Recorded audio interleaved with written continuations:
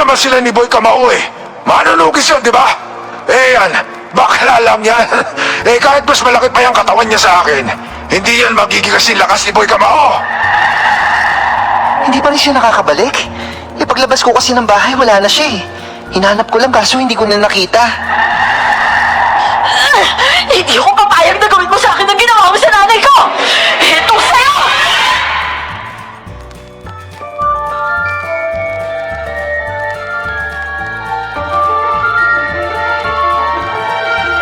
Sabi nga ng iba, huwag mo raw husgahan ang isang aklat sa kanyang pabalat. Lalo na ang taong hindi mo pa lubos na kilala. Magandang araw pala sa lahat ng nakaabang dyan ngayong tanghali. Lalong-lalo na sa'yo, Miss Clar. Ang kwentong ibabahagi ko, tungkol sa lalaking akala ko ay bakla at mahina. Yun pala ay maangas na binatang kinatatakutan pa ng aswang. Upang lubos na maunawaan ng lahat, tawagin niyo na lamang po ako sa pangalang Laila. At ito, ang aking kwento. Bago ko po simula ng istorya, huwag kalimutang mag-subscribe bilang suporta sa ating channel. Ay nako naman anak, kulang pa yata itong ketchup natin. Bumili ka nga muna doon. Nay naman, ang daming lalaki nakatambay sa tindahan eh. Ay nako, mag-excuse ka na lang. Wala kasi akong gagamitin dito. Eh sige na, kasi mamaya marami nang bibili ng inihaw natin. Eh nay, mga siraulo yung mga yun eh. Ako na lang dyan, ikaw na lang po yung bumili doon. Ay marami pa akong gagawin dito. Eh sige na, bilisan mo na lang. Makikinig naman ang mga yan, basta't magsabi ka lang na bibili ka. Si nanay naman hindi makaintindi. Mga adik nga po yung mga yun, nay. Mamaya kung anong gawin ng mga yun sa akin, lalo na si Dakro. Walang sinasanto yun, kahit sino pinapatulan nun. Ay naku, wag ng maraming reklamo, Laila. Eh sige na, dahil kailangan ko na talaga yun dito. Kung pwede ko nga lang ewan to kahit ako na ang bumili. Pero hindi mo to kaya. Aba hindi mo alam kung ano mga ginagawa ko dito. Ano ba naman yan, nay? Sige na nga lang, bahala na nga si Batman. Ay, huwag ka na mainis dyan. Wala naman silang gagawin sa'yo. Tsaka mga babaeng may katawang namumunga lang naman ng pakwan at papaya ang mga hilig ng mga yan. Yung mga babaeng balat labanos at saka yung mga mukhang kamatis. Eh ikaw, balat kamuting kahoy ka naman. At saka katawang kawayan lang ang meron ka. Eh, ito na ang pera. Bumili ka na doon at bilisan mo, ha? Ay ko naman, nay. Sakit na na. Katawang kawayan talaga. Natawa na lang siya sa sinabi ko. Ako naman ay nakabusangot na umalis sa harapan niya. Para sa akin, challenging ang bumili sa tindahan dahil sa mga taong tambay na naroon. Hindi kasi sila mga basta-bastang tao. Kilala sila bilang mga adik sa barangay. Pero dahil inutusan ako ni nanay na bumili ng kailangan na sa ihawan, kailangan kong pilitin ang sarili kong pumunta doon. Wala na kasing ibang tindahan sa lugar na yon at yun lang talaga. Kaliwat kanan kasi ng tindahan na yon ay may upuan na mahaba at gawa lang din sa kahoy. Tapos kapag bumili ako, talagang tatayo ako sa gitna nilang lahat. Papalapit pa nga lang ako, nakatingin na sila sa akin at hindi ko talaga nagugustuhan ang nakakaloko nilang mga ngiti.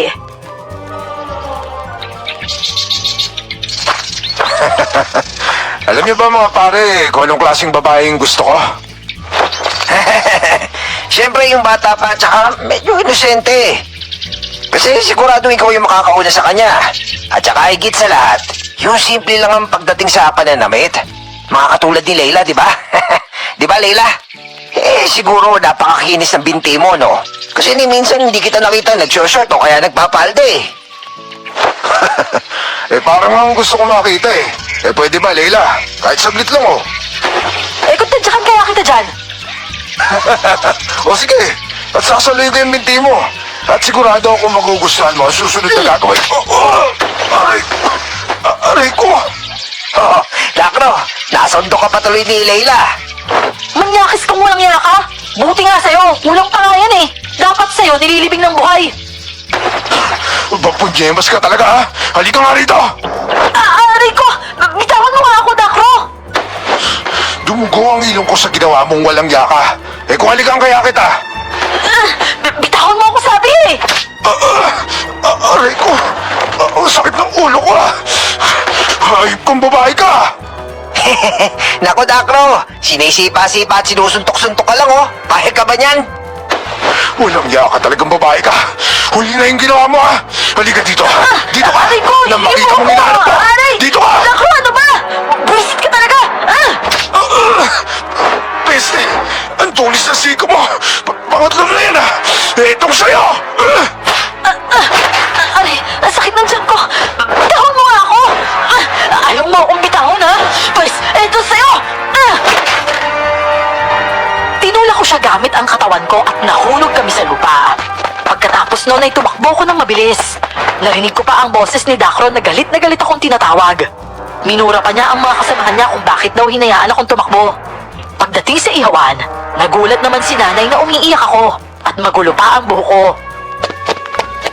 Laila! Jasmine, ano ba nangyari sa'yo? Bakit ka umiiyak at nakahawa ka pa sa tiyan mo? At saka bakit ganyan ang itsura mo? Sino may gawa sa'yo niyan? Kailangan ba talaga, Nay? Pagdaanan ko muna to para ipaintindi sa'yo na ayaw kong bumili sa tindahan kung may mga tambay doon. Ano bang pinagsasasabi mo? Ano ba kasing nangyari? Sinabi ko na po sa inyo kanina na ayaw ko, di ba?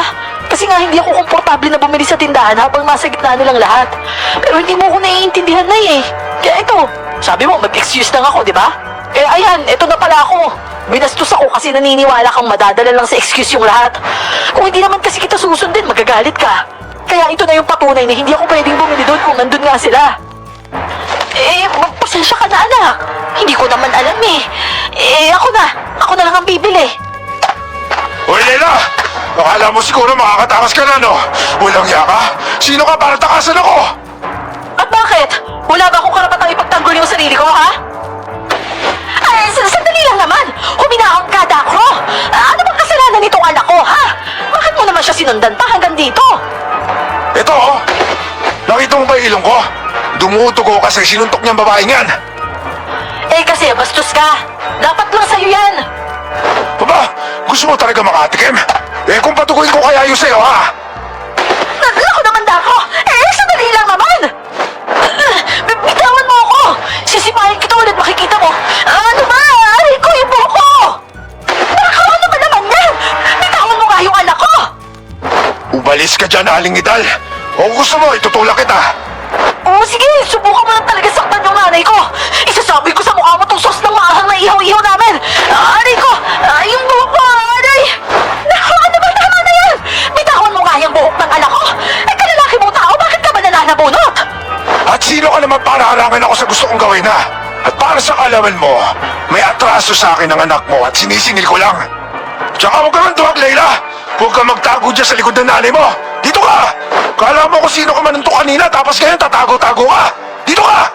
Kapabuisit ka, ayaw mong lumapit dito. Halika dito. Tumambi ka nga dyan, Aling Idal! Nay! Hoy, Aling Idal, huwag mo akong harangan kung ayaw mo ikaw yung durugin ko. Hayop ka talagang, Dacro, ka! Kapag hindi mo binitawan yung buhok ng anak ko, ituturo ko itong kutsilyo sa braso mo! Bitawan mo yung anak ko! Hindi mo kaya, Aling Idal. Hindi ka naman kriminal eh. Huwag mo susubukan ng galit ko, Dacro! Kasi kahit hindi ako kriminal o wala sa awa ko ang pumatay ng tao, kapag napiko naman ako ng sobra't nawala ako sa sarili, magagawa ko talaga yun sa'yo! Teka, tama na yan. Mamaya masaktan ka pa dyan eh. Tsaka baka mapansin ka ng mga barangay official. Mahirap na. At talagang i-report ko kayo lahat sa kapitan! Kung maniwala sa'yo, baka nakakalimutan mong anak rin ako ng konsehal. Hindi na sumagot si nanay at nanginginig ang kamay niyang may hawak na kutsilyo. Namumula ang pisngi niya noon sa galit. At hindi nagtagal, pumatak ang luha niya. Ako naman ay yumakap na lang sa kanya at sinabayan din ang iyak niya. Dalawa lang kaming magkasama sa buhay. Anak ako sa pagkadalaga ng nanay ko. Kaya wala akong kinikilalang ama.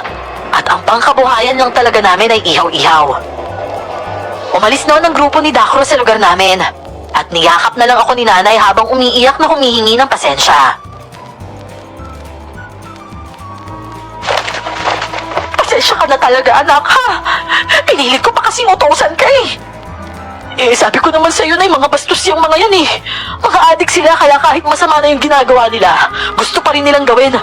Wala silang pakialam sa pagiging mabuti o kahit maawa man lang. Oo, anak, naiintindihan ko na. Basta simula ngayon, iiwas na tayo para hindi tayo lagi na pag-iinitan ng mga yan. Nang oras naman ng alas 7 ng hapon, mas dumami pa ang mga customer namin. Nasa tapat lang kasi ng bahay ang pwesto namin. At sa mga oras na yon, dumadami na ang mga bumibili. Maswerte lang kami sa negosyo kahit maliit lang, dahil laging nauubos ang paninda namin araw-araw. Sa paligid naman nun, namataan ko ang grupo nila Dacro na nakatingin sa amin. Kinakabahan ako dahil mukhang may masamang balak sila, pero ayaw kong magpatinag. Nagpatuloy lang ako sa pagtitinda hanggang sa hindi nagtagal ay lumapit sila.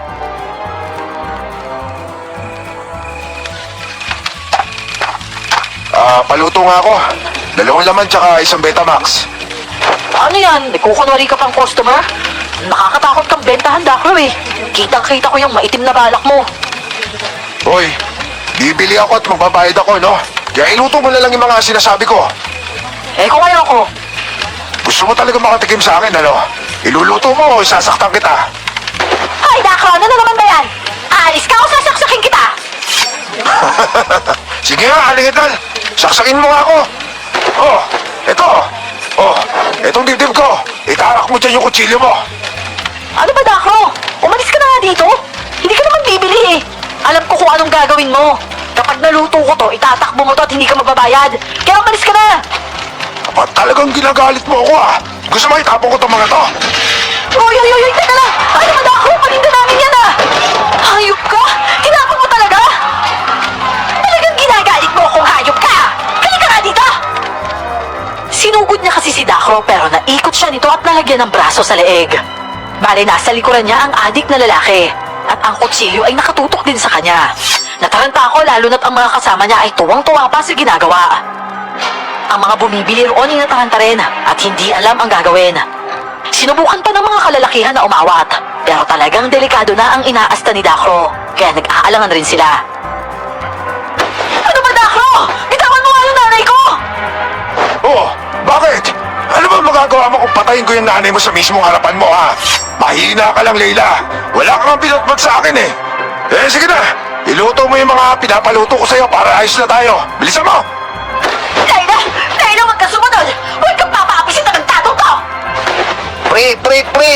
Teka lang. Tama na yan. Maraming nakakakita sa iyo eh. Baka mamaya sa barangay hall ka na naman pulutin.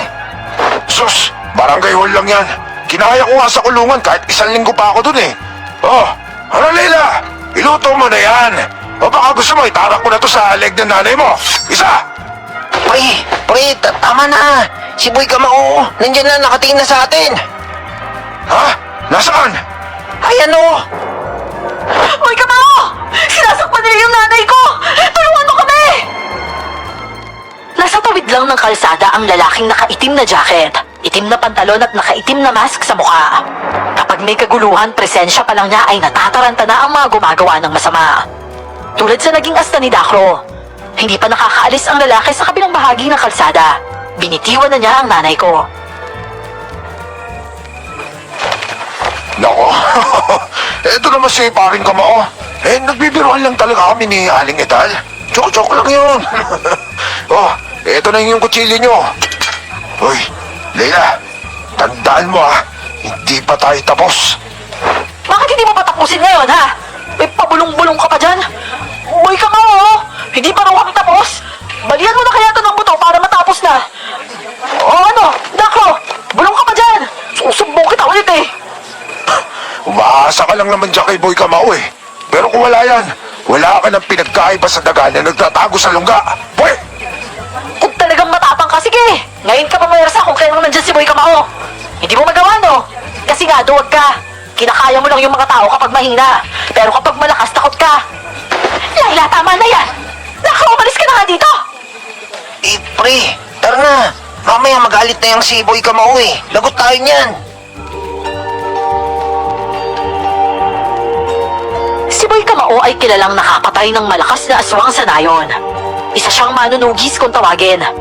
At ayon pa sa iba, ang misyon raw niya ay bumisita sa mga bayan o barangay dito sa probinsya para tugisin ang mga aswang.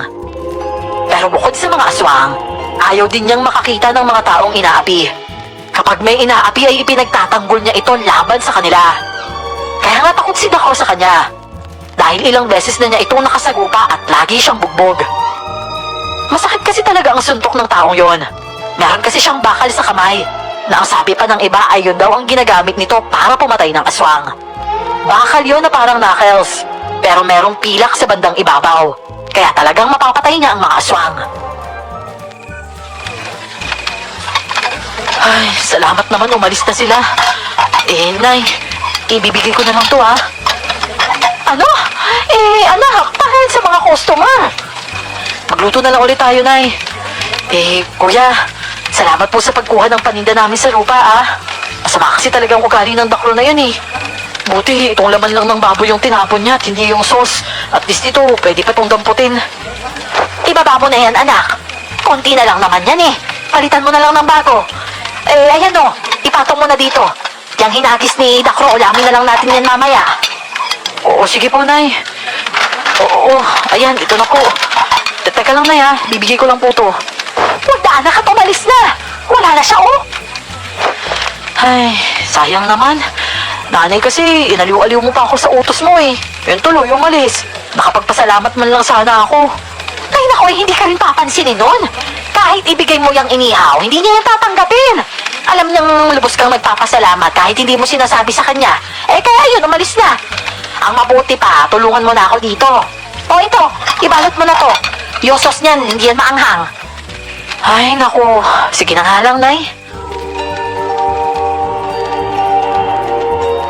Pagpatak talaga ng gabi ay mabilis maubos ang mga paninda namin. Nagpaalam si Nanay na aalis at hinayaan ko na lang din. Matagal akong nagtaka sa ginawa niya dahil umaalis siyang may dalang hilaw na karne. Hindi ko naman alam kung saan siya pumupunta. Basta ang alam ko ay may binibigyan siya ng karneng yon. Kapag tinatanong ko siya ay nagagalit at sinasabihan akong wag ko na lang daw alamin para hindi ako masaktan. Sinubukan ko ring sundan siya noon pero nahuli pa rin niya ako. Kaya kahit marami akong katanungan sa ginagawa niya, kalaunan nasanay na lang ako at hinayaan na lang din siya. Kinabukasan naman, nung umaga ay abala kami sa bahay. Nung hapon naman ay naghahanda ulit kami ng paninda. Pero sa umagang yon, may nabalita ang patay at yun ay ang pinsan ni Dakro. May patay na naman daw, Nay. Tapos, pinsan pa ni Dakro. Parang nakakatakot na yung barangay natin, no? Sa tingin mo, Nay, sino kaya yung pumapatay? Kasi di ba ang nakaraang patay yung anak ni Aling Marta? Ay, nako. Magpasalamat na lang tayo at wala sa atin. Sige na, handa mo na yung mga paninda natin para may lalapit na at may bumili na. Oo, sige po, Nay.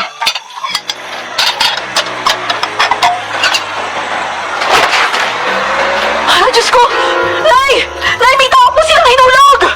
Ay, sino itong taong ito? Bakit kaya nila inihulog? At tingnan mo, nakagapos pa! Nay, ang dami po niyang pasa. Kuya, teka, kakalagan ka namin, Ay, naku, anak, sandali lang. Baka pag tinulungan natin yan, tayo ang balikan ng mga taong yun. Inuhulog nga po nila, Nay, Ibig sabihin, tinatapon na siya. Sama talaga ng mga taong yun. Paano nila nagagawa to sa kapwa nila? Kuya, sandali lang, kukunin ko lang yung busal sa bibig mo. Tsaka, teka, baka masakit to, tiisin mo lang muna. Pasensya ka na kung masakit, Dahan-dahan lang to. Ayan na, kuya. Ayan, wala na. Aayos ka lang ba? Pahingi ako ng tubig. Tubig? Sandali. Ito na, Ilo. Paupuin mo na muna siya. Opo, Nay. Upo ka muna, ang bigat mo, Oo, sige na po, Nay. Painumin mo na po siya habang inaalis ko yung tali sa mga kamay niya. Ako, sino ba ang may gawa nito sa'yo, Bakit ka puro pasa? Maraming salamat sa tubig. Nanay! Uy, sandali lang! Naku, nahimatay na naman siya ulit! Mukhang nahirapan niya ng sobra!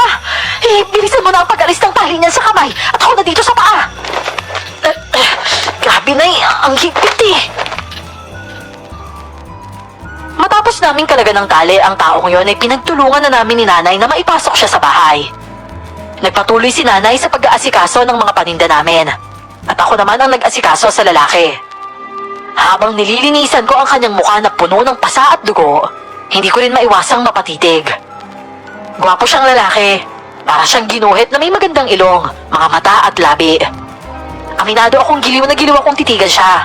Pero inalis ko yon sa sarili ko at pinagpatuloy ang paglilinis at paggamot sa mga sugat niya. Ano anak? Tapos ka na ba doon? Kamusta naman siya?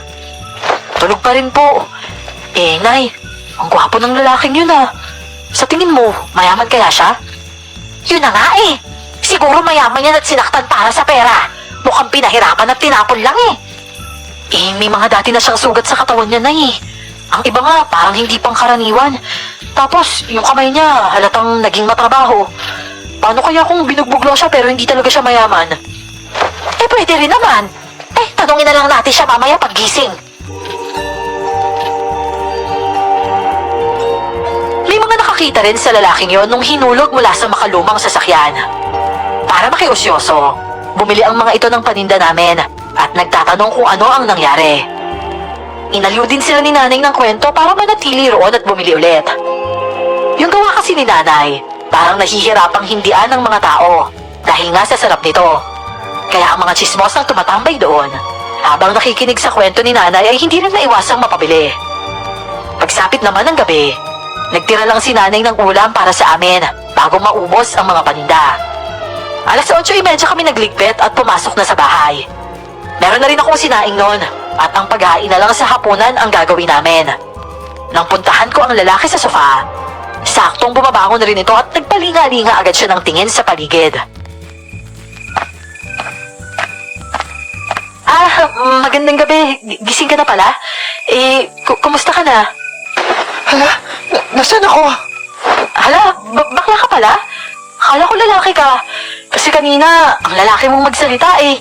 Alam mo, hindi halata sa'yo na bakla ka. Pasensya ka na kung taliwas sa batas ng Diyos yung kasarian ko. Pero, nasaan nga pala ako? Aray, ang sakit ng mukha ko Ano ba yan? Pati yung katawan ko, ang sakit. Ano ba nangyari sa akin? Anak, Laila? Parang narinig ko yung boses niya. Gising na ba siya? Opo, Nay. At saka, bakla ba na siya, Nay? Magandang gabi po sa inyo, madam. Magandang gabi din. Naku, akala ko tunay kang lalaki. Napakagwapo mo pa naman sa aking binata. Kumusta na yung pakiramdam mo, ha? Ayos ka lang ba? Sino bang gumawa niyan sa'yo? Naku, madam. Napakahabang kwento po, pero sa lahat ng pinagdaanan ko, yung pagbugbog sa mukha ko, yung hindi ko matanggap. Kakainis. Naku, oo nga eh. Ang dami-dami mong pasa. Tapos halos mas marami pa yung nasa mukha. Sino ba kasing may gawa niyan? Yung walang yung lalaki na yun eh. Kaibigan lang naman ako ng best friend ko. Nobya niya yun eh. Pinagsilosan pa ako. Hindi siya naniniwala na bakla ako kasi mas kulado daw ako. Kasalanan ko ba kung mas malaki yung biceps ko sa kanya? Kung alam niya lang kung gaano ako naiinis sa mga biceps at abs na to. Mas gusto ko kasi yung slim, yung parang babae ba? Kailan ka ba naging bakla? Base kasi sa katawan mo, parang ngayon ka lang nagladlad eh. Kung bakla ka kasi dati pa, hindi ka naman siguro magkakaroon ng abs at saka biceps, di ba? Ano ko ba naman? Mahirap lang yung buhay namin, no? At ayaw ng tatay ko na bakla ako. Kaya yung mga mabigat na gawain yung ginagawa ko. Naku, huwag niya lang na malalaman na bakla ako. Kasi minsan niya ako nahuli. Tapos nabugbog din ako noon. Kung mapapansin mo, may peklat ako sa katawan. Kagagawan nito ng tatay ko. Kaya pala. Sayang, gwapo ka pa naman sana. Kaso, pusong babae ka eh. Hoy, Laila! Ano sinasabi mo dyan na sayang, ha? Ay, nako! Huwag mong pansinin ng sinabi ng anak ko, ha? Hayaan mo, dito sa bahay, malaya kang magpakabakla. Oo nga pala. Ano bang pangalan mo? Alice nga po pala yung pangalan ko bilang lalaki. At dahil nga sinabi niyo na malaya akong magpakabakla dito, pwede ba Alexa na lang yung pangalan ko? Ay, naku, sige, walang problema, Alexa. Ako naman si Edal. Nanay Edal na lang. At anak ko si Laila. Nag-iisang anak ko lang yan. Nanay Edal, ang cute naman ng anak niyo. Bata pa siya, no? Oo, bata pa yan. Pero malapit na yung mag-18. Ang buong akala ko 13 pa lang siya eh. Abalo ko to, Ganun ba talaga ako kaliit? Pasensya ka na. Ano kasi, akala ko nagsisimula pa lang lumaki yung dibdib mo. Uy, ang bastos mo. Talagang napansin mo pa yun? Eh kung dagdagan ko kaya yung mga pasamo. Aba anak, sandali lang naman. Akala niya lang yun, hindi naman niya kasalanan kung flat talaga yan at maliit ka. Eh mukha ka kasi talagang 13 pa lang. Eh ang mabuti pang maglagay ka na ng plato sa lamesa para makapaghapunan na tayo. At tutulungan ko siyang maglakad papunta doon. Ano ba yan? Nakakainis. Uy, girl, sorry na. Ako, nakakahiya naman. Nagalit yata siya sa sinabi ko. Padabog akong pumunta sa kusina. Dismayado ako noon dahil nga gwapong-gwapo ako sa kanya. Ang sexy pa niya bilang lalaki tapos bakla pala. Mas gusto ko ang boses niya nung nanghingi siya ng tubig dahil lalaking lalaki talaga yon. Tapos pagising niya ay biglang bakla pala siya. Mabilis lang akong kumain dahil bad trip talaga ako noon. Inayos ko lang ang magiging higaan niya. At sa kwarto muna ako ni nanay natulog dahil siya ang gagamit ng kwarto ko.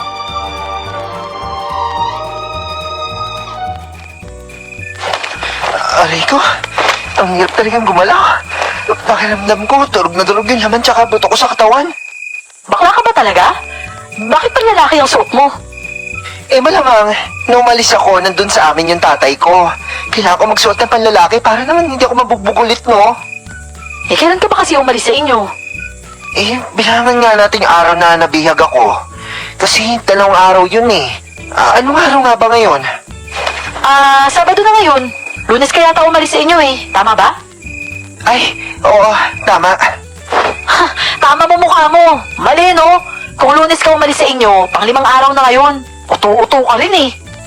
Uy, nagagalit ka ba sa akin kasi akala mo lalaki talaga ako kanina? Nadismaya ka ba? Ha, pakialam ko naman sa kasarian mo. Naiinis ako dahil pati itong flat kung hinaharap pinapansin mo pa. Eh, ang cute mo kasi. Ayaw mo ba nun? Ay nako, ewan ko sa'yo. Oh, eto damit ko, gamitin mo. Gusto mo namang maging babae, di ba?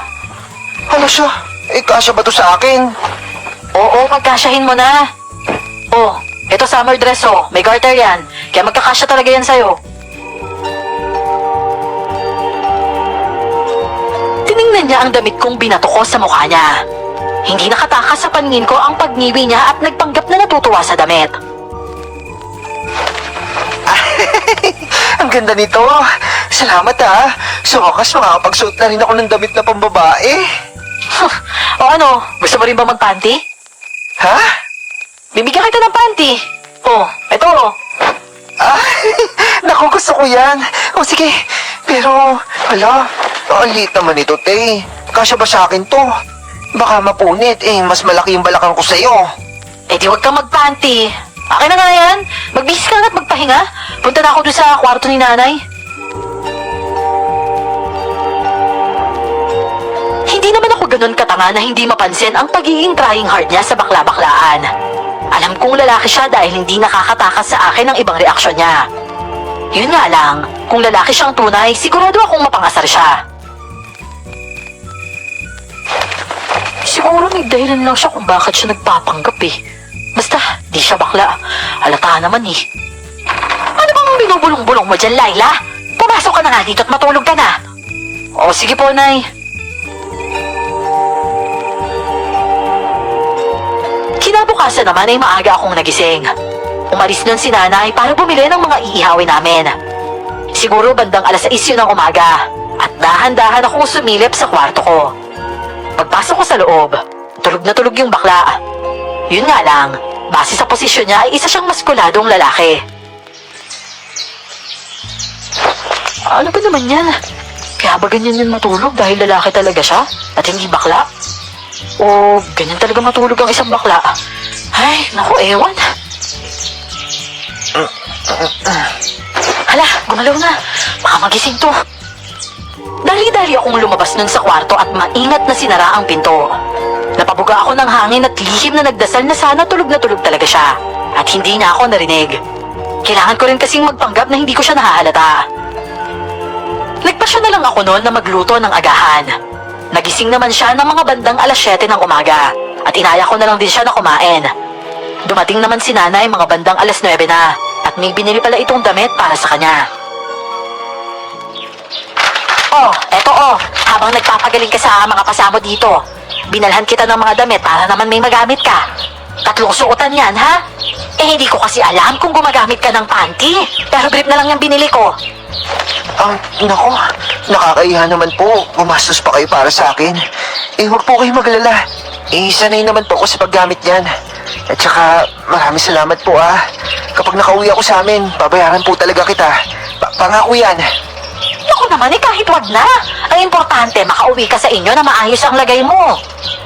Eh, maraming salamat po Napakabait niyo talaga. Kayo po ng anak niyo. Talagang pinagluto niyo pa ako ng agahan kanina.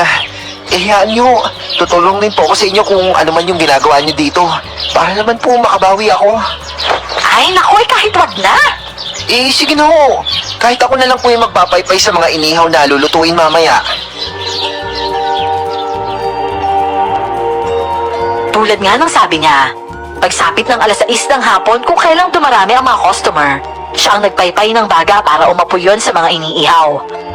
Nang maubusan na naman kami ng ketchup at mantika pampahid sa nilulutong inihaw, bumuntong hininga si nanay dahil mag-uutos na naman siya sa akin, pero ayaw niya talagang gawin yon. Eh, pwede naman po akong bumili na pero kasama ko po si Alexa. Bibili? Ketchup tsaka mantika ba? Eh, ako na. Saan ba yung tindahan? Ay nako, baka mamaya pagtripan ka pa ng mga tarantado dun sa tindahan Dalawa na lang kayo ni Laila. At least kapag kayong dalawa, kahit papano may pangamba sila sa katawan. At saka nakabihis lalaki ka naman Magpanggap ka na lang na hindi doon para hindi tayo pagtripan. Yun lang kasi yung tindahan dito Ay, nako. Eh, nakita na nila akong baklang-bakla Eh, basta Nanay Edal, akin na po yung pambili at ako na po yung bibili. Dito ka lang, Leila, Umalis si Alex noon at naiwan ako. Pero ang sabi ni nanay ay sundan ko raw. Kaya sinundan ko naman at tulad ng inaasahan, nadatnan kong inaangasan ng tingin ni Dakro si Alex. Hindi siya pumatol at bumili lang siya ng dapat bilhin. Wala siyang pinansin sa pang-aasar ng mga ito. Hanggang sa bumaba siya sa tindahan at naglakad na pabalik pero tinakbo siya ni Dakro at sinipa siya sa likod. Natumba siya sa lupa kaya agad akong lumapit. Hoy! Dakro! Ayan na naman kayo Tigilan niyo nga yan! Naku, Leila, nagkita na naman tayo ulit. Ano? Kakilala mo yung lalaking yan? Leila, umalis ka na. Kunin mo to. Ako na bahala dito. Ay, bakla pala itong isang to. Walang ya. Akala ko kanina lalaki mo Hindi, Alex! Tumayo ka dyan! Alam mo, maliit kang katawan ng Dakro na yan Kaya mo siya, kaya tumayo ka dyan! Buisit ka. Alam mo, sa lahat ng bagay, ayaw ko talaga yung makakita ng bakla Alam mo bang masama yan? Yung lalaki ka pero kung umasta ka parang babae. At saka ikaw, Leila, huwag ka na mga ilam dito Umalis ka dyan. At ikaw, bakla, halika dito. One-on-one tayo. Tuturuan kita kung paano maging lalaki. Tumigil ka na nga, Dakro! Matapang ka lang naman pag wala dito yung kinakatakutan mo Hindi mo ba nakikita? Mas barako siya sa'yo Kung tutusin, magkasing katawan lang sila ni Boy Kamao. Eh paano kung magkasing lakas lang din sila, ha? Iba naman sila ni Boy Kamao Manunugis yan, di ba? Eh yan, bakla lang yan. Eh kahit mas malaki pa yung katawan niya sa akin, hindi yan magiging kasing lakas ni Boy Kamao. Eh, teka nga. Sino ba yung Boy Kamao na yan at ang angas sa pangalan niya? Hinahalintulin niyo pa sa akin. At ikaw lalaki Hindi ko kasalanan kung malaki ang problema mo sa kasarian ko. Sarili ko to at hindi sa'yo. Eh, gusto mo ng laban, O sige, lumapit ka dito. Inaasahan ko talaga noon na maglalabas siya ng tinatago niyang lakas. Pero nang bigwasan siya ni Dakro mismo sa mukha, talagang tulog agad siya. Agad akong napasigaw at nataranta. Nagtawa na naman ang mga kasama ni Dakro at ako naman ay umiiyak na ginigising si Alex. Natatakot pa ako noon dahil lalapit sana si Dakro. Pero mukhang may nakita na naman siya sa madilim na bahagi at napaatras ito. Leching Boy Kamao na yan Tara, nandiyan na naman siya. Si Boy Kamao? Nasa likod ko?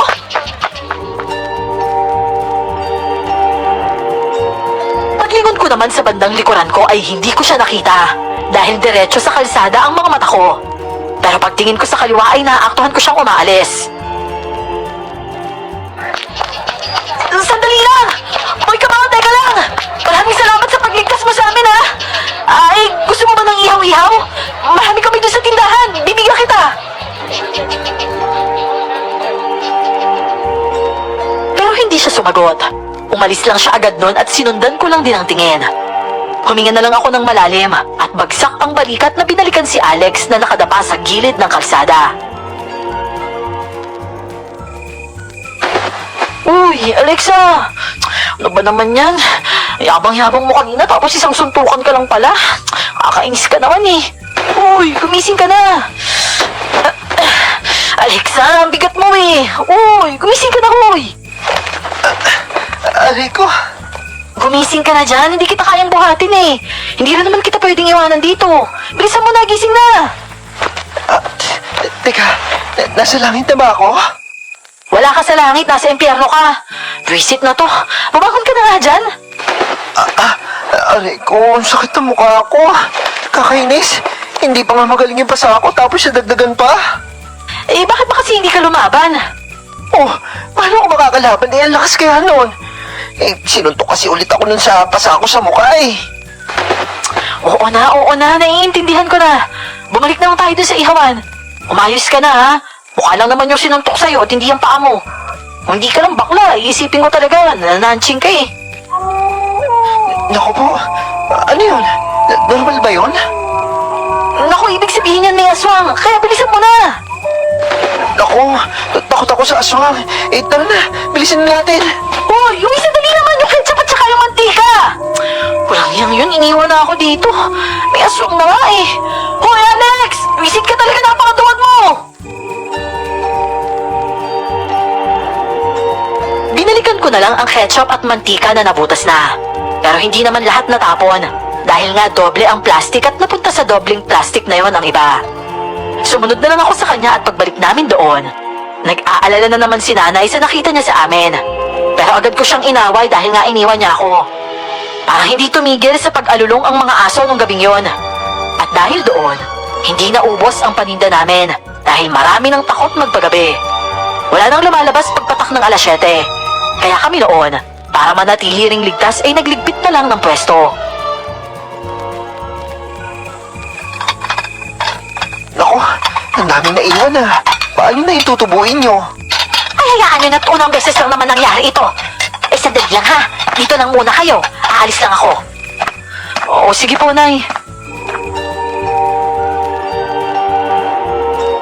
Nang lumabas si Nanay na may dalang isang Tupperware na karning hilaw, napansin ko ang pagsunod ng paningin ni Alex sa kanya. Inobserbahan ko ang reaksyon ni Alex at parang may kakaiba sa mga tingin niya habang pinapanood si Nanay na umalis.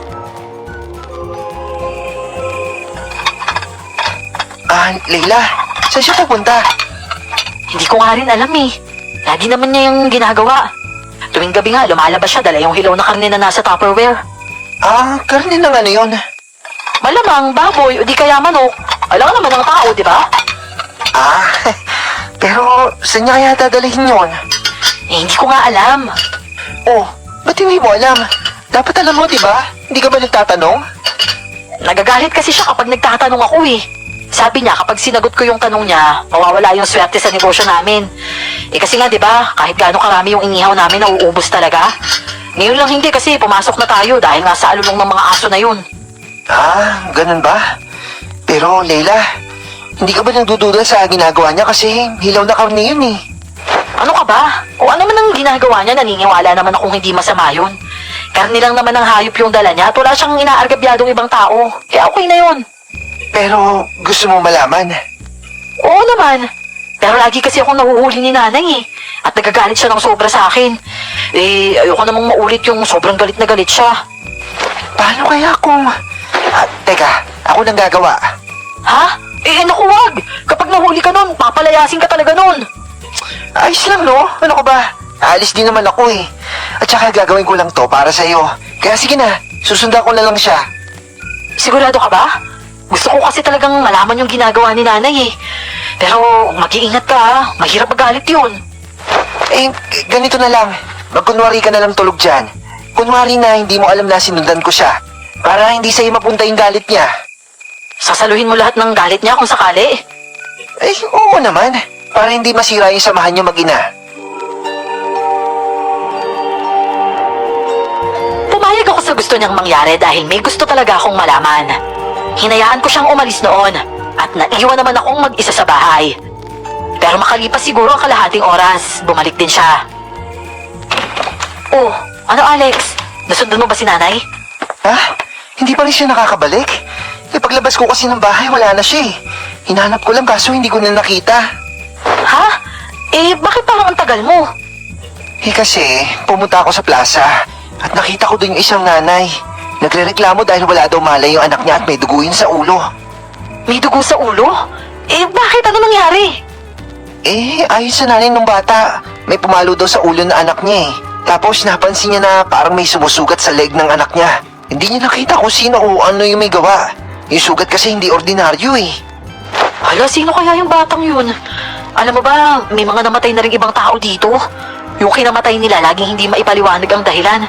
Kasi nga natatagpuan silang patay na. Tapos halos wala ng kadugo-dugo sa katawan. Pareho rin ganyan, may sugat sa ulo na parang pinalo. At saka sa leeg din. Pero yung sugat sa leeg, hindi rin maipaliwanag kung paano nangyari. Ay, nako. Nakakatakot naman dito sa inyo. Laging ang bata yung biktima rito eh. Naaalala mo yung lalaking sumuntok sa'yo? Yung pinsan nung kasalukuyang pinaglalamayan ngayon? Kasi siya rin yung biktima nung nakaraan. Pinsan niya? Pero hindi halata sa kilos niya na namatayan siya. Eh, wala naman kasing pakialam yun sa kamag-anak niya eh. Lalo na sa pamilya ng pinsan niyang yun. Hindi rin naman kasi sila magkakasundo. At yung bata ngayon, lagi niyang kaaway. Eh, kahit na. Kamag-anak niya pa rin yun. Eh, pero teka nga. Bakit wala pa rin yung nanay mo? Oo nga eh. Dapat nga ngayon nakabalik na siya eh. Eh, baka maya-maya nandito na yun. Nagsara na lang muna kami ng pinto tapos kinuha niya ang nakakalat na walis namin. Halatang nasagi yun at natumba. Kaya kinuha niya yun at pinatayo sa gilid ng pintuan. Yun nga lang, nailagay niya itong pabaliktad. Napailing na lang ako at hindi na lang din pinagtuunan ng pansin ang walis. Pero maya-maya, nakarinig kami ng tila mabangis na angil sa loob ng bahay. At nataranta kami ni Alex kung nasaan yon. Maya-maya ang angil ay may kasamang paghingal na parang nahihirapan. Alexa, naririnig mo yun, di ba? Oo. Saan ba yung nagagaling? Diyos ko, Leila, natatakot ako. Anong gagawin natin? Alexa, tingnan mo oh. May unti-unting lumilitaw. Diyos ko po, ano ba yan? Uy, Leila! Umalis ka dyan! Halika dito!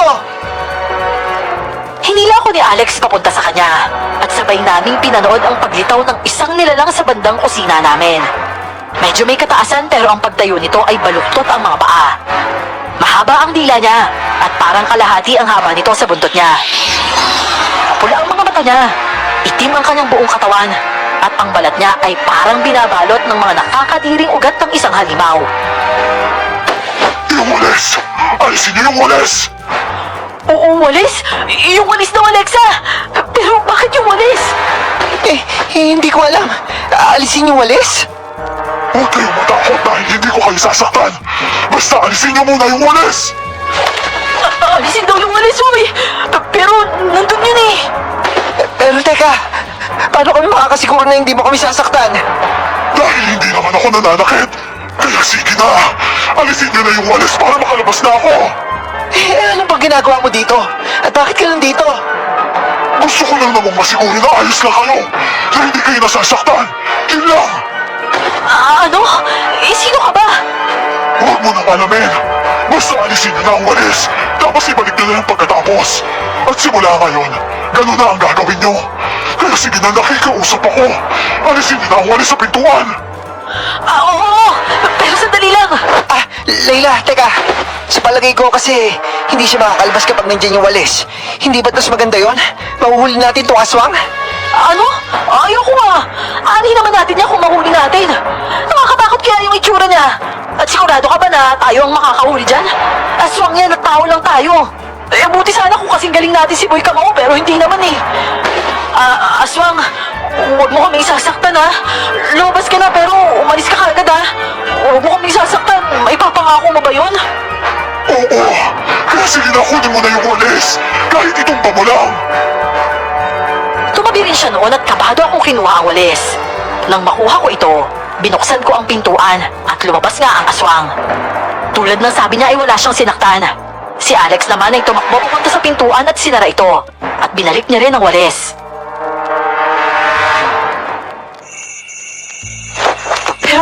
hindi niya tayo sinaktan. Bakit kaya, no? Tinuruan pa niya tayo kung anong gagawin. Ibig sabihin pala, yung mga wali sa mga bahay, protection sa mga aswang kapag binaliktad mo yun sa pintuan? Oo, siguro. May epekto sa kanya eh. Tsaka ngayon ko lang talaga ito nalaman. Pero grabe, Layla. Nakakatakot talaga yung aswang na yun. Pero anong gagawin natin? Wala pa si nanay eh. Gusto mo ba hanapin natin? Diyos ko naman, natatakot akong lumabas eh. Pero nag-aalala talaga ako kay nanay. Siguro ako na lang maghanap sa kanya. Dito ka lang, ha? Ha? Hindi. Sasama na lang ako. Dalawa tayo. Bahala na si Batman at saka siguro naman hindi tayo sasaktan ng aswang, di ba? Hindi tayo sigurado dyan, Layla. Bakit ka pala labas mag-isa kung hindi ka rin pala sigurado? Basta sasama na lang ako. Magdadala na lang tayo ng panlaban sa aswang na yun. Lumabas nga kami ni Alex sa bahay. Doon palang kabado na ako. Hawak kamay kaming dalawa na umalis. Ngunit sa di kalayuan, biglang nakarinig kami ng ingay ng mga tao. Tila boses ni Dakro at mga kasamahan niya.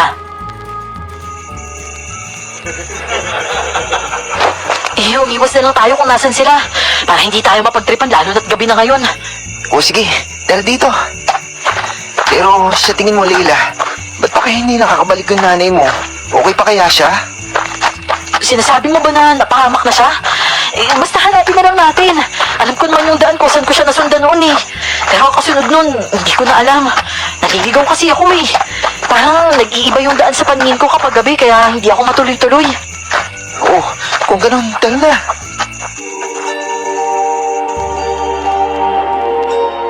Nauna akong naglalakad pero nakikiramdam at natatakot rin. Baka kasi hindi lang namin alam, kasama na pala namin ang aswang. Dahil sa takot, naging mabagal ang paglalakad ko. Hinawakan lang ako ni Alex sa kamay at parang may kung anong kuryente akong naramdaman ng pisirin niya ang likod ng palad ko. Ramdam na ramdam ko talaga noon na hindi siya bakla. Alam niya kasi ang gagawin para pakupain ang takot ko. Hinayaan ko lang siya sa ginagawa niya habang naglalakad. Ang sabi namin noon, iiwas kami kila Dakro. Pero sa hindi namin inaasahan ay makakasalubong namin ang isa sa kanila. Oo, nako, lumabas pa talaga kayo ng gabi? Saan ba kayo pupunta, Layla, ha? At alam mo ba na may gumagalang aswang ngayon? Hindi mo ba naririnig yung mga lulong ng mga aso?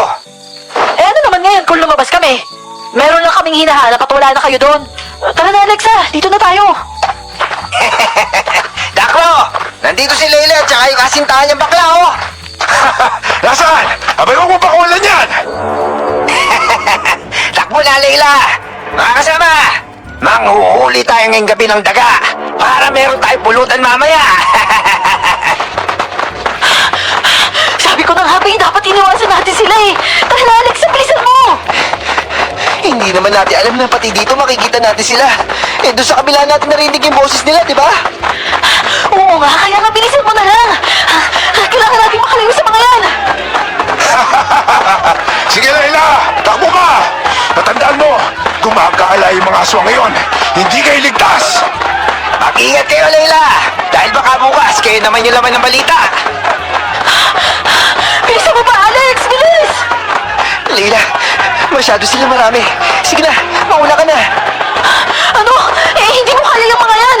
Buti sana kung si Boy Kamao ka. Isang suntok mo lang, tulog sila sigurado. Sino ba yung boy kamao na yan? Lagi mo binabanggit yan. Hindi naman nagpapakita. Ano ko ba naman? Siya yung nag-gift sa akin kahapon nung sinuntok ka.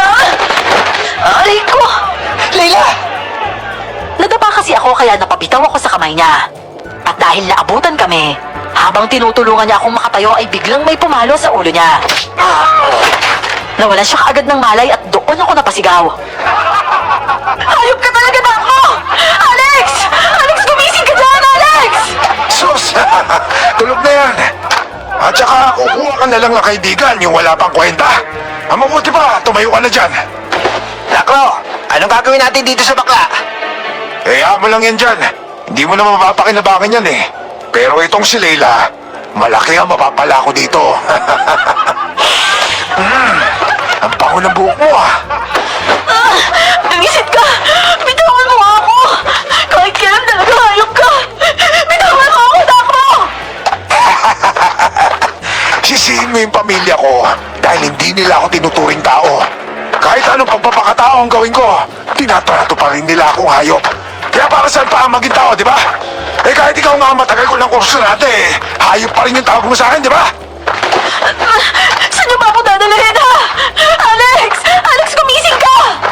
Bukas pa magigising yan. O baka hindi na kapag natagpuan na siya ng aswang. Eh mas maigi na ngayon. Para wala na siyang batang mabibiktima sa lugar. Walang batang mababawas kasi may alay na. O sige na, magdagdag na lang tayo ng bata. Halika dito! Halika dito! Sa tingin mo, mapapayag akong gawin mo sa akin to? Hindi ako papayag! Kaya ito sa'yo! Kahit maliit ang kamao ko ay sinuntok ko pa rin siya sa ilong. Napasigaw siya sa sakit. Sunod sa suntok ay tadyak naman. Pero hindi ko maramdaman na tumama ang paa ko sa katawan niya. Pero tumilapon siya. Natumba siya sa tila matigas na bagay at tinulungan lang siya ng mga kasama niya. Nang makita ng mga ito na nasaktan ko ang leader nila, susuntukin rin sana ako ng isa. Pero biglang may pumigil sa kamay na yon at pareho kaming nagulat. Teka, ano nangyari? Bakit parang may nakahawak sa akin? Ang lakas niya! Gabo, anong nangyari sa'yo? Aray, ang sakit din tiyan ko. Gabo, ano ba? Tignan mo, Dakro! May nakahawak sa akin! Biglang tila may humagis kay Gabo papunta kay Dakro. Halos hindi ako makahinga sa sobrang gulat dahil sa nasaksihan. May hindi nakikitang nananakit sa kanila. At dahil doon, nagsitakbuhan ang iba nilang kasama. Ako naman ay pagapang na tumayo at tumakbo rin palayo sa kanila. Hinanap ko si Alex pero nang balikan ko ang lugar kung saan siya nawalan ng malay, wala na siya doon. Alex! Alex, nasan ka? Alex! Diyos ko, hindi kaya kinuha na siya ng aswang ngayon. Alex! Ano ba? Sumagot ka naman! Nasan ka ba? Hinalugog ko ang lugar na yon pero wala siya. Hanggang sa may narinig akong iyak ng batang babae. Natatakot ako pero pinuntahan ko pa rin nun ang lugar kung saan nanggagaling ang iyak ng bata. At habang papalapit ako, naririnig kong tila may nag-aaway. Mas malakas ang angil ng aswang na yon kumpara sa hangos ng lalaki na parang nagbibigay ng puwersa. At sa aking paglapit sa batang umiiyak, agad ko siyang hinawakan. Lumayo ka sa akin! Lumayo ka sa akin! Krista? Krista, ikaw ba yan? Huwag ka nang umiyak, si Ate Laila to. Ate Laila? Oo, ako to. Bakit ka nandito, ha? Ano ginagawa mo dito? At sino kasama mo? Ate! Ate, tulungan mo po ako! Ilayo mo po ako dito dahil may aswang! Kinuha po ako ng aswang! Ano? At nasan yung aswang na yun? Kinakalaban na po siya ni Boy Kamao! Pero natatakot pa rin po ako, ate! Eh, paano po kung matalo si Boy Kamao? Delikado tayo dito! Umalis na po tayo! Sige na po, ate! Tulungan mo po ako! Oo, halika! Tutulungan kita! Umawa ka lang sa kamay ko, ha? Tatakbo tayo! Opo, ate! Tinakas ko nga ang bata sa lugar na yon. Pero bago pa kami tuluyang makaalis, nakita ko pa ang dalawang bulto na nag-aaway sa dilim. Talagang maaasahan ang Boy Kamao na yon sa baryong ito. Sa pagkakataong ito, may isang batang mananatiling buhay dahil naagapan niya. Nang makaalis kami sa lugar na yon, agad kong dinala sa barangay hall ang bata. At doon kami nausisa ng kapitan. Sinabi ko sa kanya na biktima kami ng basag ulong anak ng isa sa mga opisyal niya. Nagalit naman ang tatay nito at nagpasyang ipahanap ang anak, pati na rin si Alex at si nanay.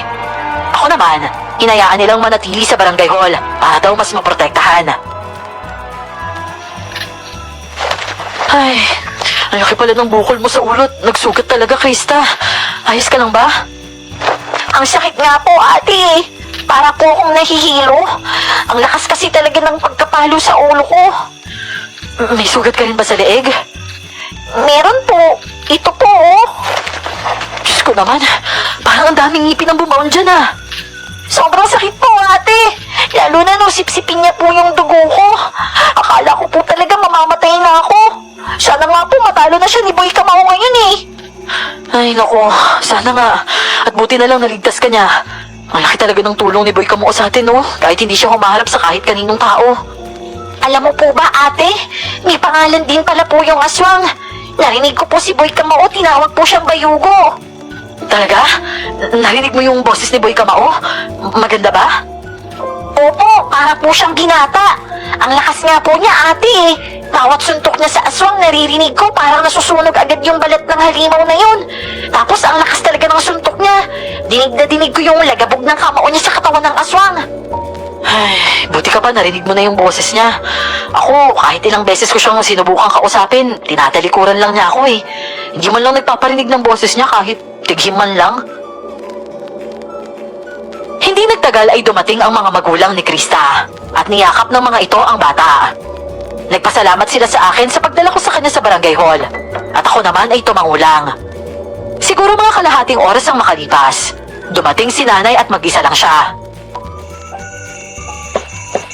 Lola! Ano ginagawa mo rito? Nasaan si Alexa at bakit ikaw lang ang nandito? Akala ko nandun na kayo sa bahay. Eh, Nay, ang tagal mo kasing bumalik kaya nagdesisyon kaming hanapin ka eh. Umaalulong yung mga aso, ibig sabihin hindi ka ligtas sa labas. Anak, lagi ko namang ginagawa yun, di ba? Eh bakit pa kayo lumabas para hanapin ako? Eh, nasaan na si Alexa? Bakit parang ikaw lang ang nandito? Yun na nga po, Nay. Nawawala po si Alex eh. Nakasagupa namin yung grupo nila Dakro. Tapos pinalo siya ng lalaking yun sa ulo. Tapos nawalan siya ng malay. Ano? At ikaw? Anong ginawa nila sa'yo? Eh, nasaktan ka ba, ha? May nagligtas po sa akin, Nay. Ang hirap ipaliwanag pero hindi po kasi siya nakikita. Nagagawin na nga sana sa akin ni Dakro yung masamang balak nila. Bigla na lang may tumulong sa akin. Dahil nga po sa kanya kaya ako nakatakas eh. Yun nga lang, pagbalik ko, wala na si Alexa dun. Hanggang sa narinig ko yung sigaw ni Krista at nang puntahan ko sila, nakita ko si Boy Kamao, may kaaway siyang aswang. Ay naku naman, inasa naman kaya yung baklang yun? Hindi kaya nakabangon yun at tamakas? Hindi ko po alam na eh. Ay naku, mabuti pa umuwi na tayo. Kasi baka mamaya nandun lang yun sa bahay. Oo, sige po, Nay. Mabuti pa nga. Baka mamaya nandun na siya tapos sarado pa yung bahay. Habang naglalakad rin kami noon sa daan, kinuwento ko rin kay nanay ang aswang na pumasok sa bahay. Nag-alala siya sa sinabi ko, pero pinaliwanag ko naman na ang aswang na yon ay hindi kami sinaktan. Pero pagdating namin sa bahay, wala doon si Alex. Nalungkot ako at nag-alala kung nasaan siya. Sa pagkakataong yon, hindi na ako makalabas ng bahay dahil ayaw nang pumayag ni nanay. Pakiramdam ko noon, napakamakasarili ko. Kasi si Alex handang tulungan ako para hanapin si nanay. Pero ako, nang siya na ang nawala ay nanahimik lang ako dito sa loob ng bahay. Pero kinabukasan, balitang-balita ang nangyari kila Dakro. Walang namatay sa kanila, pero may nasaktan, oo. May mga sugat nga silang lahat, at ako naman ay binalikan ng lugar na yon para hanapin si Alex. Pero kahit saang parte ako maghanap, hindi ko talaga siya nakita. Ay, nakakainis naman, Nay. Bakit kasi hindi ko ginawa ang lahat para hindi mahiwalay sa kanya eh? Nakakainis talaga yung mga adik na yon. Huwag kang mag-alala, anak. Sigurado akong ayos lang si Alex. Gagawin niya ang lahat para makaligtas. Eh, kumain ka na. At maghahanda na tayo ng mga iihawin natin mamayang hapon. Kailangan nating maghanap buhay dahil ang kinikita natin sakto lang sa isang araw. Ay, oo, sige po, Nay. May punto naman kasi siya. Kailangan naming magpatuloy. Minsan, hindi ko lang talaga maiwasang mag-alala para kay Alex. Lalo na pagsapit ng hapon, hindi pa rin siya nakakauwi. Ang akala ko nga nun, si Alex lang ang aalalahanin ko. Hindi ko kasi akalain na may isa pang kalbaryo ang darating sa buhay namin. Kalbaryo na sinimulan ng isang putok ng barel. Nay, ano pong sas nito? Yung maanghang po ba o yung hindi? Eh, maanghang yan, anak. Tapos itong isa na may parehong klase, pero bilang lang, yan yung hindi maanghang, ha? Baka magkamali ka, ha? Ang dami pa namang customer, eh, baka nalilito ka na. Nay naman, kaya ko po to. Manang, ito na po. 150 po lahat. Maraming salamat po, Ay, ito pa, Tandaan mong maigi. Ay, Diyos ko po. Ano yun, Nay? Aray ko, anak. Nay? Diyos ko po, Nay. Bakit tumudugo yung dibdib mo, Nay? Nay, tulong! Yung nanay ko na baril! Nanay! Nay, huwag kang pumigil! Huwag kang pumigil! Nay! Tulong! Tulungan niyo kami!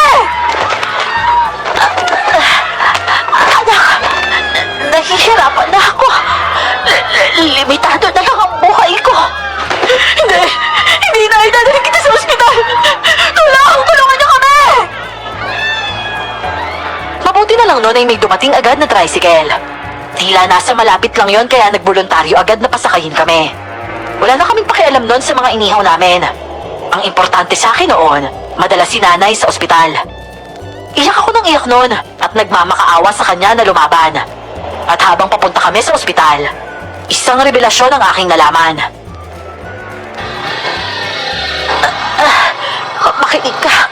Makinig ka sa akin, Laila. Nay, huwag ka naman magsalita na parang namamaalam ka na. Wala na akong oras. At ayokong mamatay kasama ang lihim na to. Lihim? Anong lihim, Nay? Pwede mo bang sabihin sa akin mamaya na lang kapag nagamot ka na? Mahihirapan ka lalo niyan eh. Nay, huwag ka pusong magsalita. Hindi mo ko nanay. Hindi mo ko nanay, Laila. Ano po? Si Lara. Siya ang nanay mo. Siya ang totoo mong ina. Nay! Nay! Nay, sandali, huwag kang pumikit! Nay! Nanay! Huwag kang mamatay, Nay! Sa tricycle pa lang ay nabawian na siya ng buhay. Guhong-guho ang mundo ko noon at hindi rin alam ang mararamdaman sa mga huli niyang sinabi. Hindi ko maituturing na nagbibiro lang siya dahil walang namamatay na nagbibiro bago matapos ang huli nilang hininga. Masakit lang sa pakiramdam na sa kanyang pagpanaw, malalaman kong hindi ko siya totoong nanay. Habang nasa morgue ang nanay ko ay bumalik ako sa lugar namin para alamin kung may nakakakilala ba sa pumatay sa kanya o wala. At nalaman ko nga kay kapitan na ang bumaril sa nanay ko ay walang iba kundi si Dacro, na kasalukuyan ng pinaghahanap. Nang malaman ko yun ay parang bumaliktad ang utak ko. Imbis na manatiling matino at kampi sa kabutihan ng isip ko, wala na itong laman kundi ang maghigante. Yung tipong handa na akong pumatay ng tao. Papatayin talaga kita, Dacro. Munda ka talaga. Higit pa sa pamamaraan ng aswang ang pagdadaanan mo sa akin. Kaya galingan mo sa pagtatago. Tutugisan kitang hayop ka! Isa pa sa kinakasama ng loob ko noon ay ang hindi pagbabalik ni Alex. Hindi ko na alam kung buhay pa ba siya o patay na. Walang kahit isa sa grupo ni Dacro ang nagpakita sa lamay ni nanay noon hanggang sa nailibing siya. Nagsara na rin ang ihawan namin dahil wala akong ganang magbenta. Nauubos na rin noon ang pera ko. Pero kung meron man akong pantawid gutom, yun ay ang pagkaing naiiwan sa papag na nasa tabi lang ng bahay ko. At ang naghahatid noon, walang iba kundi si Boy Kamao. Naaawa ka ba sa akin kasi nawalan ako ng nanay? Oo, nakokonsensya ka ba kasi namatay siyang hindi mo naprotektahan? Huwag ka nang mag-feeling bayani dyan. Hindi lahat ng napapahamak kaya mong iligtas. Hindi ka superhero na kaya mong liparin ang lugar na pangyayari mula sa kinaroroonan mo. Mabilis lang balat, hindi mo kayang pigilan yun. Tao ka lang din, Boy Kamao. Kaya kung ginagawa mo to kasi naaawa ka sa akin o nakokonsensya ka, tumigil ka na lang. Hindi naman kita sinisisi sa nangyari sa nanay ko eh. Ginagawa ko to dahil sa hiling na isang tao na mukhang kinalimutan mo na. Ano? Isang taong kinalimutan ko? Isang tao lang naman ang nakasama ko mula pagkabata eh. At siya lang yung mahalaga sa akin. At saka sabi ng taong to, magpalakas ka. Sino ba yung taong yan? Bakit hindi na lang siya magpakita sa akin? At saka, anong pangalan niya? Alex. Alex yung pangalan niya. Alex? Ibig mong sabihin buhay siya? Hoy! Sandali lang naman! Tatalikod ka na naman eh! Sabihin mo sa kanya, umuwi na siya ha! Kasi sobrang nalulungkot na ako eh! Hoy! Huminto ka naman oh! Nagsasalita pa ako dito! Oo, sige. Total, magaling na rin naman siya eh.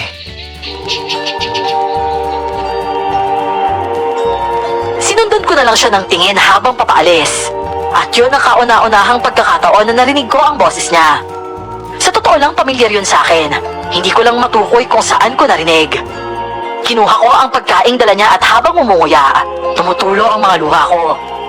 Naiiyak ako sa isiping buhay pa pala si Alex at inaalala niya ako. Iniisip ko talaga na nasaktan siya. May mga sugat siya. Na ibig sabihin, nakuha talaga siya ng aswang noon. May 2 linggo rin kasi siyang hindi nakauwi at hindi ko alam kung ano ang kalagayan niya nung mga panahong yon. Kinabukasan naman paggising ko, walang Alex na dumating. Malungkot pa rin ang umaga ko. Wala ring laman ng kusina ko. Walang bigas, walang ulam, walang kape at wala ring gatas. Walang-wala ako lahat dahil hirap akong magsimula. Hirap ako ipagpatuloy ang ginagawa namin ni nanay nang wala siya. Pero pagsapit ng tanghali, dumating si Alex at nadatnan niya akong nakabaluktot sa sofa.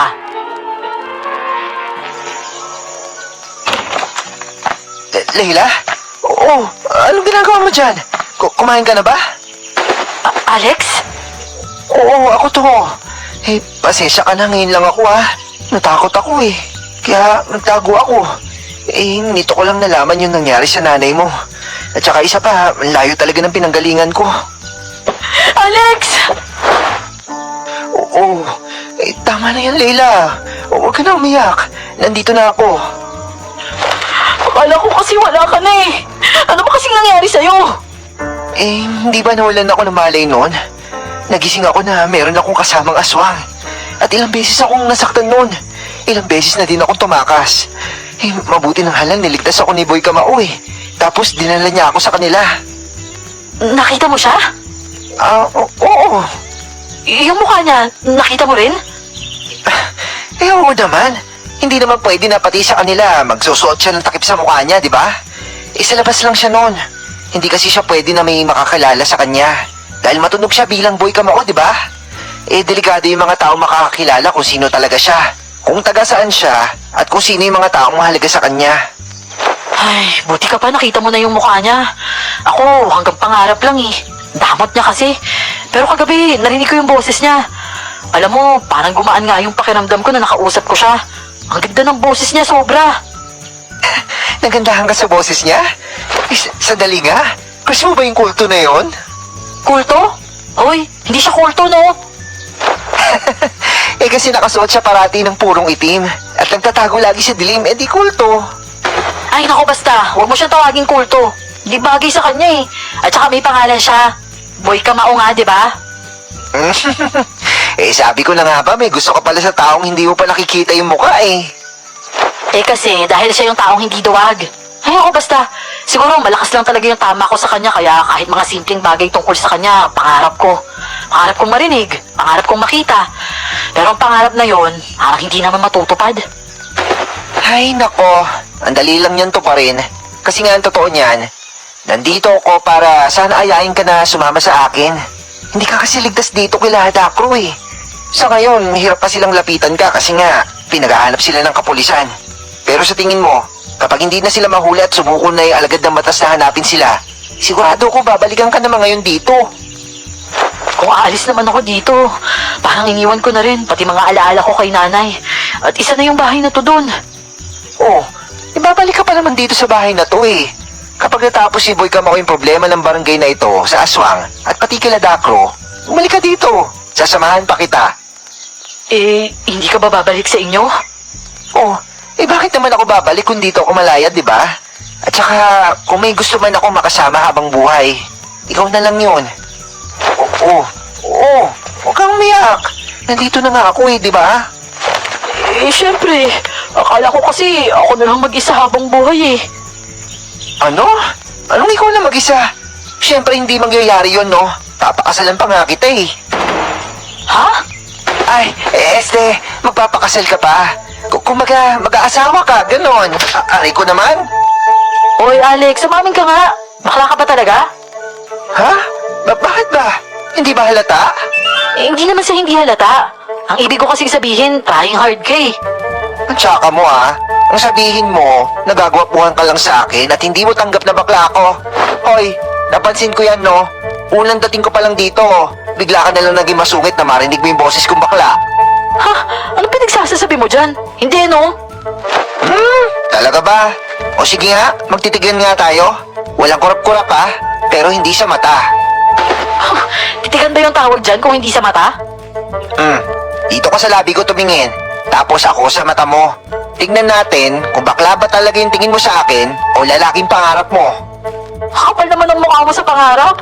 Alam mo, nagugutom na ako. Oo nga pala. Teka, ihanda ko lang yung pagkain mo Hindi ako nagdalawang isip na sumama kay Alex. Siguro sa lahat ng bakla siya lang yung gentleman. Dahil naglalakad akong wala akong dala. At karga-karga niya lahat. Ano Leila? Excited ka na ba makita si Boy Kamao? Oo naman. Pero huwag mo sabihin yung sinabi ko sa'yo, ha? Baka sabihin niya, naghahabol ako sa kanya, eh. Ay sus! Alam mo ba maganda ka? At kapag nakita ka niya, sigurado ako, magiging isang rate mo na lang yung nararamdaman niyo para sa isa't isa. Sus, huwag mo nga akong paasahin. Durog na kaya yung puso ko sa pagkawala ni nanay. Tapos dadagdagan ko pa sa pag-ibig. Pahinga muna, no? Lalo na may mga kailangan pa akong tapusin.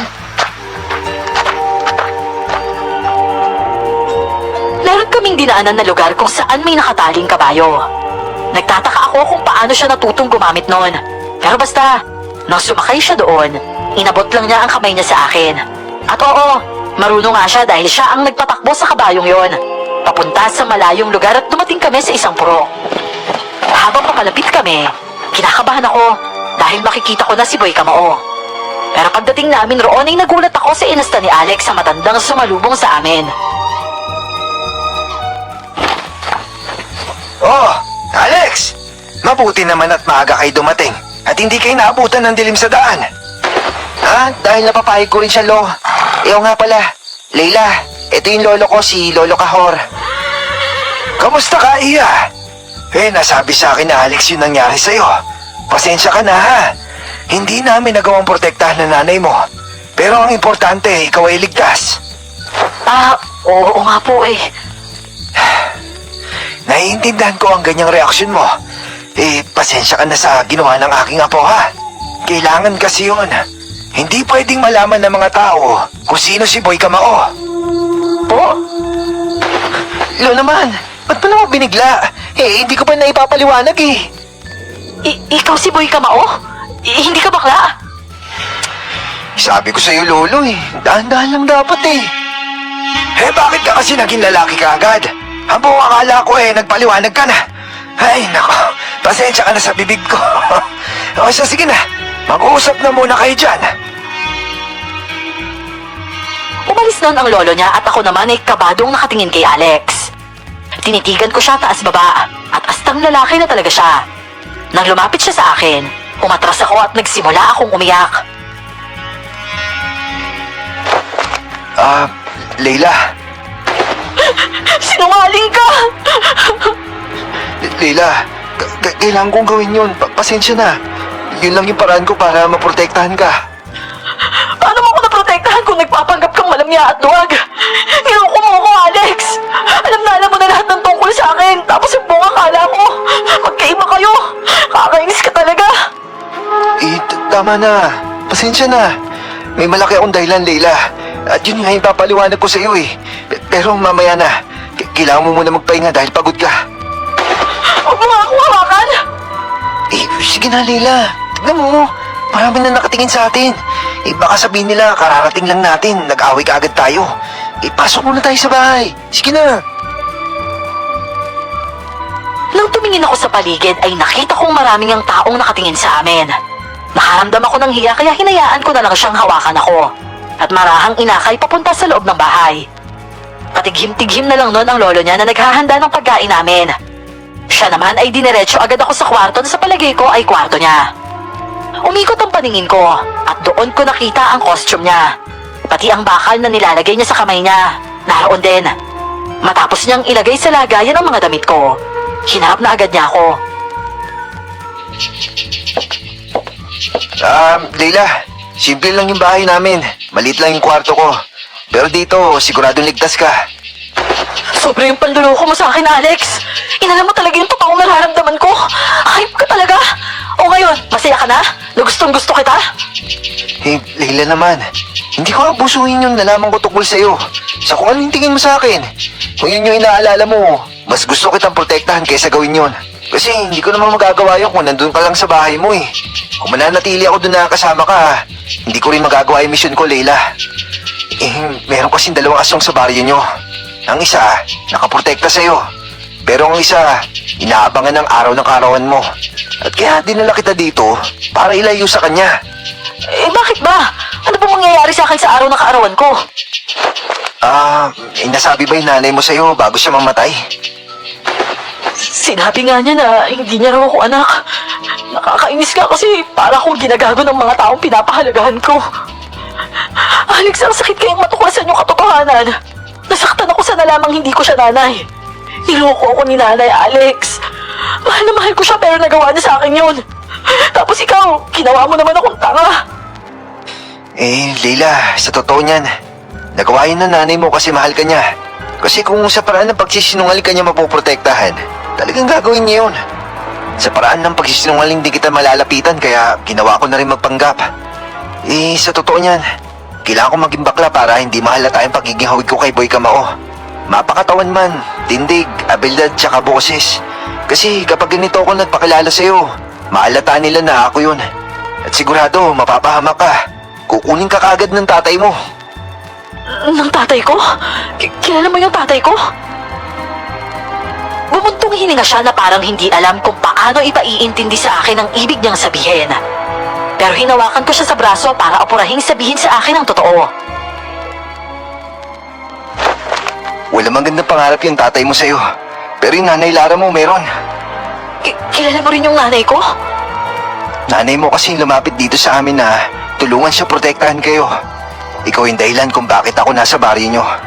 Leila, matagal na ako nakabantay sa'yo para iiwas ka sa kapahamakan. Hirap akong lapitan ka bilang Boy Kamao. Kaya naisipan ko magpanggap bilang bakla. At ang totoo nga niyan, ang plano talaga namin ay itakas ka. Pero hindi ko alam kung paano sasabihin sa nanay mo. At saka, nga pala, inadalahan niya ng hilaw na karne. Yun yung totoong nanay mo. Hindi siya nagpapakita sa'yo dahil wala siya sa katawan tao. Hindi ko maintindihan. Anong walang katawang tao? Kasi Leila, pagkatapos niya mga anak sa'yo, niyanggaw siya ng tatay mo. Yanggaw na kahit kailan mananatili siyang aswang at hindi tao para makuha kanya sa nanay mo. Pero nagkamali ang tatay mo dahil may kaibigan pa siyang handang akuin ng responsibilidad bilang isang ina. At habang pinapalaki ka ni Nanay Edal, pinoprotektahan kayo ng totoo mong ina. Lumindang ako sa mga nalaman ko sa kanya. Hindi ko alam kung paano maniniwala. Ang hirap isipin na anak ako ng dalawang magkaaway na aswang. Iniyak ko na lang ang mga katotohanan na yon. Umiyak ako sa mga bisig niya. At pagdating ng hapunan, sobrang wala akong gana. Kinausap rin ako ng lolo niya at sa totoo lang sa pagkakataong yon, hindi na ako nahiyang magmukmok. 3 araw naman ang lumipas. Unti-unti na akong nakakaahon sa sama ng loob. Nakipagkilala na rin ako sa mga taga roon. Nakilala ko rin ang mga tao sa lugar nila. At may isa pa ngang nagpakilala na siya raw yung Boy Kamao na nakita ko noon. Habang nagpapanggap si Alex na mahina, nung panahon na bumili siya ng ketchup. Hindi naman naging pabaya si Alex sa akin. Nanatili rin siya sa tabi ko, imbis na gampanan niya ang obligasyon niya sa lugar namin. Ang rason niya kasi ay nandun raw ang nanay ko para protektahan ang mga batang binibiktima. Hanggang sa nadagdagan ang mga araw na yon at nanatili akong komportable na sa lugar nila. Oh, kain ka pa ha? Kumain ka na marami. Dahil talagang pumayat ka na. Payat ka na nga tapos pumayat ka pa lalo. Bakit? Masakit na ba ako katabi matulog? Hindi naman. Komportable akong matulog na katabi ka. Pero gusto ko pa rin magkalaman ka. Para naman masabi ko sa sarili ko na magaling ako mag-alaga, di ba? Oh, ito po, kanin pa. Tsaka itong ulam. Kailangan bawat kain mo marami ha. Ay naku, kakainis ka talaga. Oh, ano naman yun? Basta, wala yun. Basta nakakainis ka lang. Ang sabihin mo, kinikilig ka sa akin dahil ganito ako sa'yo. Huwag ka matakot kiligin, Leila. Dahil iingatan ko yung kilig na yan hanggang sa huli kong hininga. Oo nga pala. Hindi ba bukas birthday mo na? Hindi ko alam. Hindi ko nga alam kung anong petsa na eh. O kung ilang araw na ba yung nakalipas. Kasi ang bilis ng mga araw. Pagsapit ng umaga, hindi magtatagal, mamamalayan ko na lang na hapon na naman. Tapos maya-maya, gabi na. At saka nga pala, hindi ko nasabi sa'yo. Nagkita kami ng nanay mo kagabi. At ang sabi niya, nakakulong daw si Dacro at yung mga kasama niya. Kusa sila sumuko dahil sa takot nila sa nanay mo. Hindi ako umimik noon. Pakiramdam ko kulang ang parusa para sa kanila na makulong lang. Parang gusto ko ng higit pa roon. Nalaman ko rin kasi ang rason ni Dacro kung bakit niya pinatay si nanay. Akala niya si Nanay Edal ang aswang na nanakit sa kanila noon dahil nabanggit ng aswang kila Dacro na wag daw nilang saktan ng anak niya. Kaya naman naisip ni Dacro na si Nanay Edal yun. Ang sabi ni Alex ay ligtas raw ako sa lugar nila. Pero sa gabing bisperas ng kaarawan ko, biglang ginising kami ni Lolo Kahor. Alex! Alex, gumising ka na dyan! Nandito na si Roberto! Alex! Alex, tawag ka ni Lolo Kahor. Bakit? Ano daw yun? Nandito daw si Roberto eh. Sino ba yun? Ano? Talaga namang desperado na yata siya. Bakit ba? Sino ba siya? Dito ka lang. Huwag kang lalabas ha. Hindi niya sinagot ang tanong ko. Basta lang niyang sinindihan ang ilaw at nagsuot ng itim na pantalon, itim na jacket at bonnet. Saka naglagay ng knuckles sa kamao. Tiningnan niya ang maliit na bote at doon ko nakita na kumukulo pala ang laman nito. Alex, nakapasok na siya sa lugar natin. At masyado na siya malakas. Hindi ko alam kung paano ang nangyari. O sige ho, lalabas na po ako, Lo. Pakisamahan na lang po si Leila. Baka masalisan tayo. Aray ko. Lo? Alex, si Lolo! Nandito na siya. Si Leila, lagyan mo ng proteksyon. Dahil sa sinabi ni Lolo Kahor mula sa labas ng kwarto, mabilis na naghalungkat ng mga kahon si Alex sa ilalim ng higaan at may kinuha siyang kwintas. Bumangon ako noon at hinayaan siyang isuot sa akin yon. Naririnig ko na parang may bakbakan na sa labas ng kwarto at may mga ingay na ng mga tao sa labas. Alex! Leila, sumama ka sa akin. Para sigurado.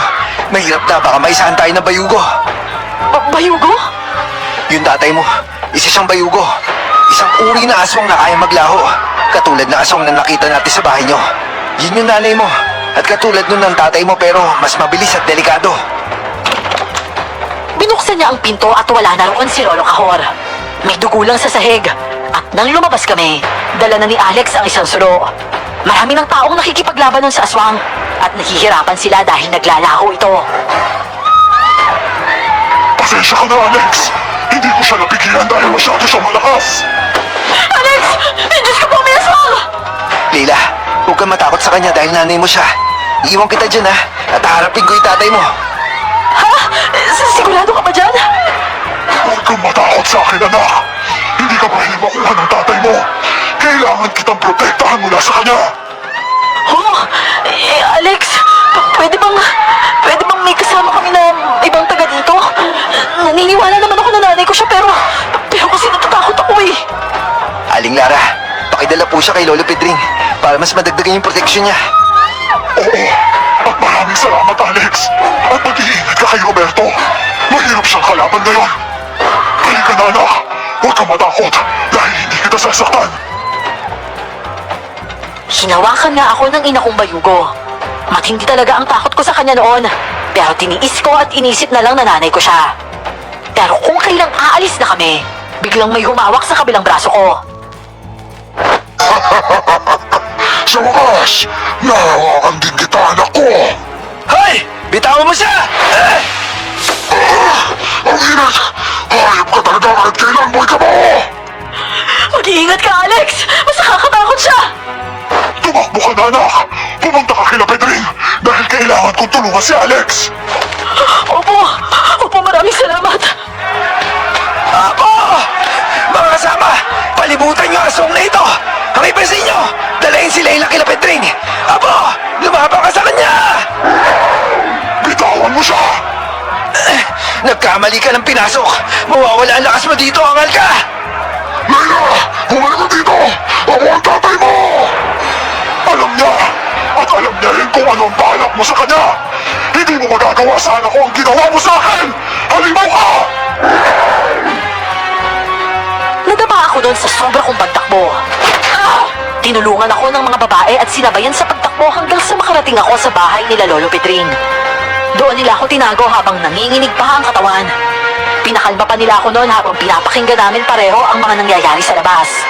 Sa mga naririnig ko, halatang sinisikap ng tatay kong bayugo ang makuha ako mula sa bahay na kinabibilangan ko.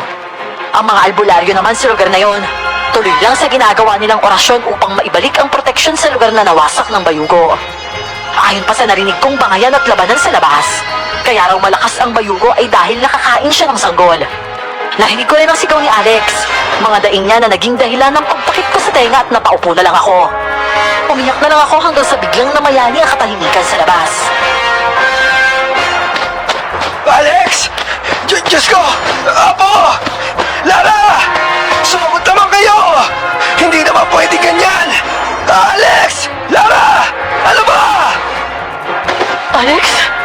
Alex, ano nangyari? Dahil sa narinig ay lumabas ako. Ang akala ko tapos na ang laban. Pero suligaw si Lolo Kahon na kailangan kong bumalik sa loob. Pero huli na. Dahil nakaupo na ako sa pagitan ni Alex at ng nanay Lara ko na nakahiga na rin sa lupa. Ano ko? Halika dito! Nabitawan mo ako! Alex! Alex, gumising ka! Alex! Leila! Hoy! Bitawan mo siya, bayo ko! Manahimik ka, matanda ka! Leila! Sige na! Umalis ka na! Pero ako, kapa ako ng kapa ng pwede kong magamit. Hanggang sa may nakapa akong punyal sa katawan ni Alex. Nagawa ni Tatay Kahon na pigilan ng aswang. Sakto ring nahawakan ko ang punyal at nahawakan na niya ako. Hinila niya ako noon at hinawakan ang buko ko. Diniinan niya ang ulo ko sa lupa. At nararamdaman ko na parang gusto niyang lawayan ang tenga ko. Pero sinaksak ko ang braso niyang dinidiinan ang ulo ko. At napasigaw siya ng malakas. Nakabangon rin noon ang nanay ko at sinakyan siya sa likod. Pero hinagis niya lang ito at dahil nakahiga ako sa lupa, agad niya akong akmang hahawakan ulit. Pero sinipa ko siya. Natumba siya pero nakabangon rin. At nang akma niya na akong hahampasin, may kamay nang sumalo sa mga braso niya. At sino nagsabi sa'yo na saktan mo siya, ha?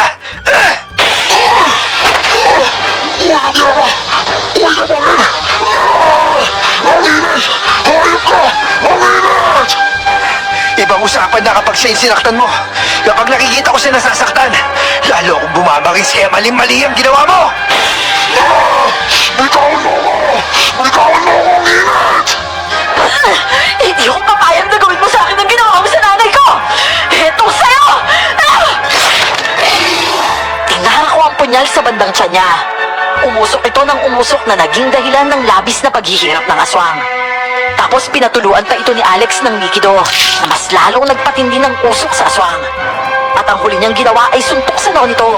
Kaya tuluyan ng binawian ng buhay ang aswang na yon.